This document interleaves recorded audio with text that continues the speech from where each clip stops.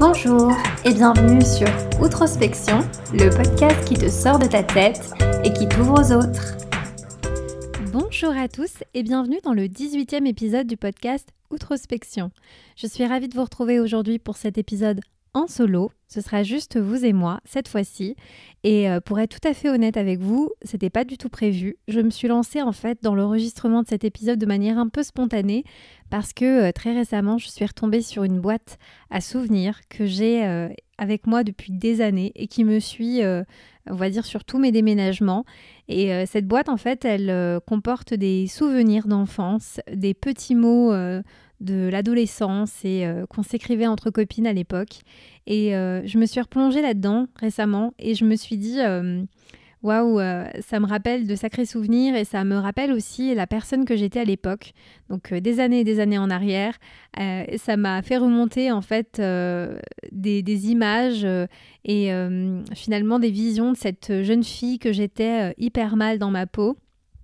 Même si on ne dirait pas quand on relit les mots, mais je me souviens qu'à cette époque-là, j'étais dans un grand désir d'appartenance au groupe et j'avais une copine qui était magnifique, qui était vraiment canon et c'était vraiment au tout début de l'adolescence où on est dans cette construction très très fragile de soi et je me souviens que où qu'on aille, les gens l'adoraient, la trouvaient magnifique et la trouvaient super stylée, tout le monde voulait être son amie, les mecs s'intéressaient à elle et moi j'avais juste le sentiment d'être la copine, le gros boudin qui est là, qui sert à rien, qui est moche et je me disais qu'en traînant avec elle, quelque part, je pouvais un petit peu lui ressembler. Mais j'étais pas heureuse du tout, en fait, parce que les gens insistaient énormément sur à quel point elle devrait faire des photos, etc. Et moi, j'étais là et je me disais, oh, j'aimerais tellement qu'on me dise ça aussi. Et en fait, je me suis rendu compte que pour pouvoir avoir une certaine reconnaissance de la part de ces personnes à l'époque, je faisais beaucoup de choses pour essayer de lui ressembler en fait. Parce que j'avais envie de plaire aux autres, j'avais envie que moi aussi on me trouve bien, qu'on m'aime bien, etc. Et c'est vrai que c'était finalement une course à la performance et à la popularité qui était vaine parce que finalement je me mettais dans un mood où j'essayais de vouloir plaire à tout le monde et finalement je n'arrivais pas à être la personne qui me plaisait et donc j'étais quand même malheureuse et ça m'a inspiré le sujet du jour parce que je me suis dit que finalement avec le temps on apprend aussi de ses erreurs et on se rend compte aussi qu'on est même à l'âge adulte face des fois à des situations où on se dit mais est-ce que là je suis pas en train de vouloir plaire à tout le monde, est-ce que là finalement je suis pas en train de faire des compromis par rapport à moi-même et même si on grandit, on peut parfois toujours se trimballer nos petites casseroles du passé parce que finalement pour moi le fait de vouloir plaire à tout le monde ça vient aussi d'un besoin qu'on a en tant qu'être humain, parce que depuis l'enfance, en fait, on cherche à combler un besoin naturel qui est celui de la socialisation et celui de l'appartenance à un groupe. En fait, en tant qu'enfant, notre but, ça va toujours être d'attirer l'attention, ça va être de plaire à nos parents, de les rendre fiers, de plaire à ses camarades, de plaire aux filles ou de plaire aux garçons. Et en fait, c'est un petit peu ça qui nous aide à construire une image propre et c'est ce qui nous permet aussi un petit peu de nous dire voilà nous comparer, nous dire est-ce que je suis bien, est-ce que je me fonds bien dans la masse, etc. Et ce que j'avais envie aussi aujourd'hui d'évoquer, c'était un peu les risques au-delà de l'enfance, quand on arrive à l'âge adulte et qu'on y est depuis un petit moment, quels sont les risques en fait à vouloir plaire à tout le monde, mais aussi quels sont les avantages à ne pas vouloir plaire à tout le monde. Parce que aujourd'hui, moi, je suis totalement dans une approche où je me dis, c'est à prendre ou à laisser, mais je vous avoue que c'est parce que je reviens de loin et que cette époque-là, elle m'a bien servi en fait de construction. Et voilà, j'avais envie un petit peu d'évoquer dans un premier temps les risques, parce que pour moi, un des premiers risques majeurs dans le fait de vouloir plaire à tout le monde, c'est en fait le risque de se perdre soi-même. Voilà, à vouloir faire plaisir à tout le monde, à vouloir contenter tout le monde, il y a une énorme menace qui pèse sur nous-mêmes, c'est absolument tout simplement de se perdre. Je l'ai dit juste avant parce que finalement, à vouloir combler les attentes des autres, à chercher à tout prix la validation des autres, si on ne la trouve pas, de manière extérieure, on peut finalement se dire en fait tout ce que je fais c'est nul, c'est de la merde, je suis une personne qui vaut rien et finalement petit à petit se descendre comme ça jusqu'à avoir zéro estime de soi et zéro confiance en soi. Et ça, on le voit un petit peu, je pense que c'est exacerbé avec les réseaux sociaux, bien que c'est toujours présent en nous, dans notre société, etc. Mais c'est qu'on est dans une telle époque où on est là pour chercher la validation externe, les likes, les commentaires, l'engagement, etc.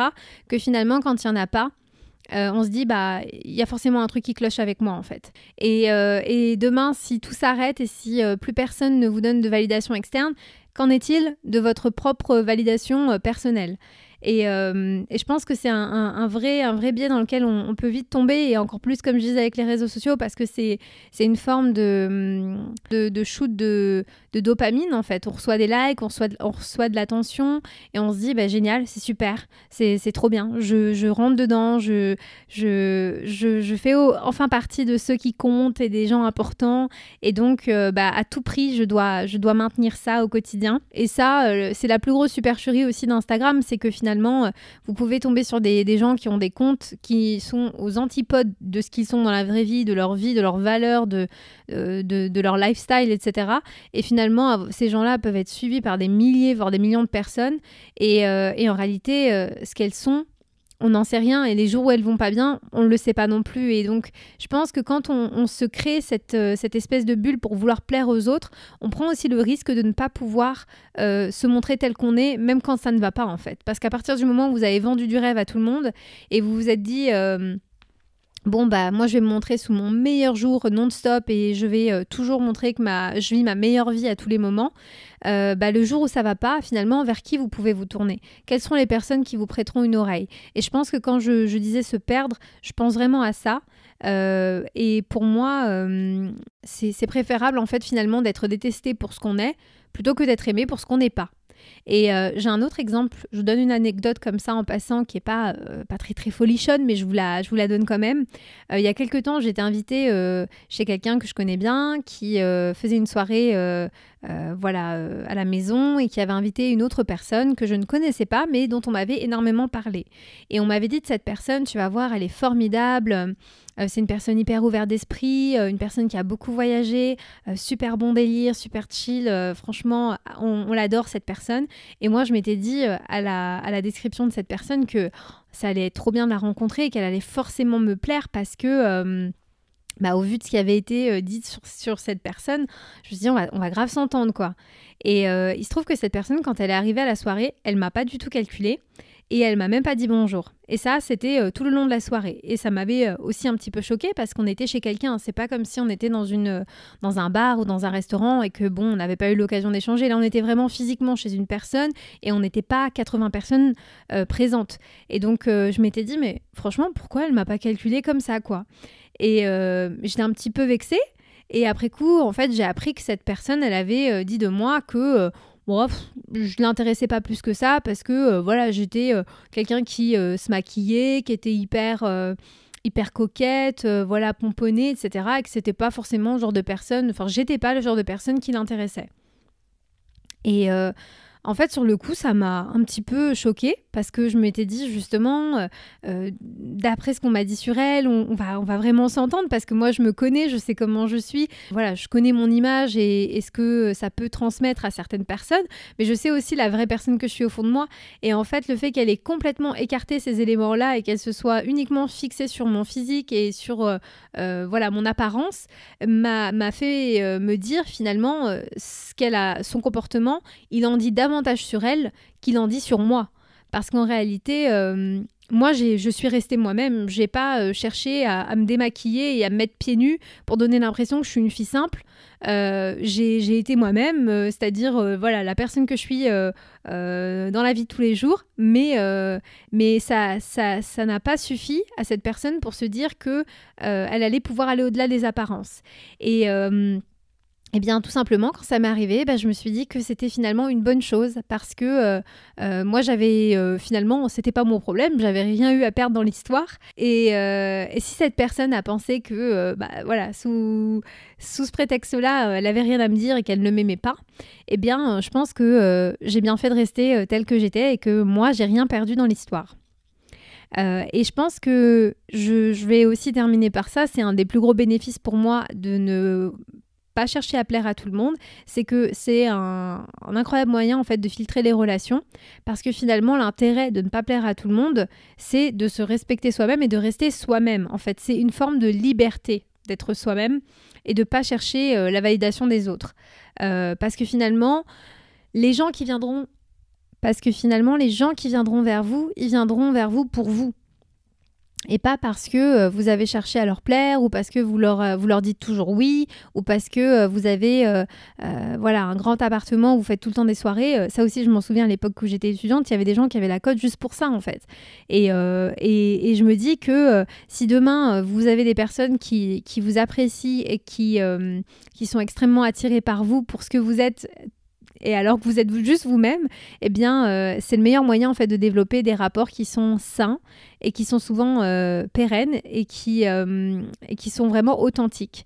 Et je pense que plus le temps passe, et c'est aussi un des points pour lesquels je suis contente de ne pas vouloir plaire à tout le monde, c'est que je me rends compte qu'en restant moi-même, avec mes valeurs, ma vision, mes principes, je finis par attirer des personnes qui ont aussi des valeurs, des principes et une vision qui est similaire à la mienne, et des personnes qui finalement m'aborde avec beaucoup moins de jugement, beaucoup plus de bienveillance, beaucoup plus de tolérance, et donc mes échanges sont évidemment de meilleure qualité, et je m'éclate en fait, simplement en étant moi-même. J'ai jamais pris autant de plaisir maintenant, à l'âge adulte, avec la maturité, on va dire, grandissante, qu'à l'époque où j'étais plus jeune et je rencontrais beaucoup de gens et que j'avais l'impression d'avoir beaucoup plus d'amis.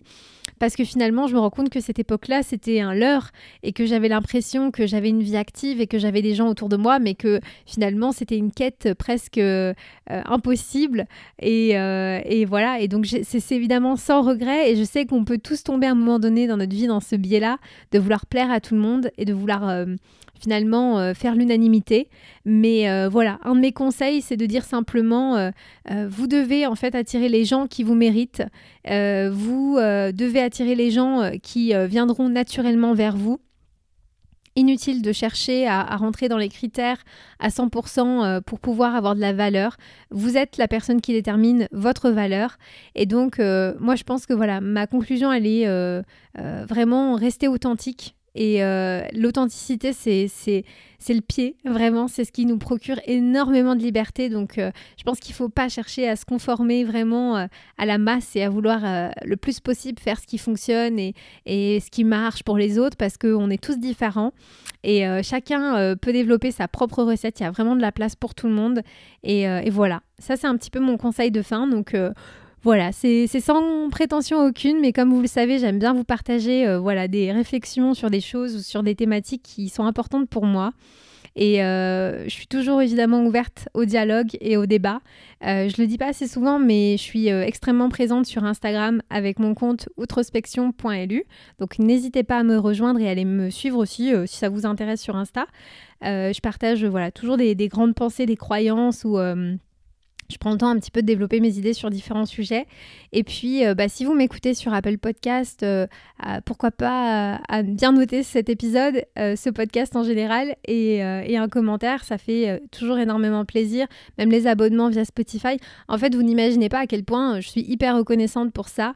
Et je serai jamais blasée. Donc, merci en tout cas de m'avoir écouté jusqu'ici. J'espère vous retrouver nombreux dans un prochain épisode. Et d'ici là, prenez soin de vous. À bientôt!